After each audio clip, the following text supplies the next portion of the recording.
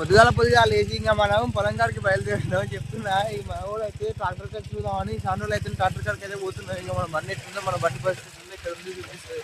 మన ట్రాక్టర్ కాడికి వచ్చేసినాం. ఇక్కడికి వచ్చేసరికి ఫుల్ చేశారు. ఇక్కడ ఆఫీస్ అయితే అసలు నడవదు బండి, మస్తు దిగబట్లు ఎక్కువ ఉంటాయి కదా. బండి వచ్చేసి బండి స్టార్ట్ చేసి బండి కండిషన్ ఎట్లుందో చూద్దాం. ఎట్లా ఉందిరా?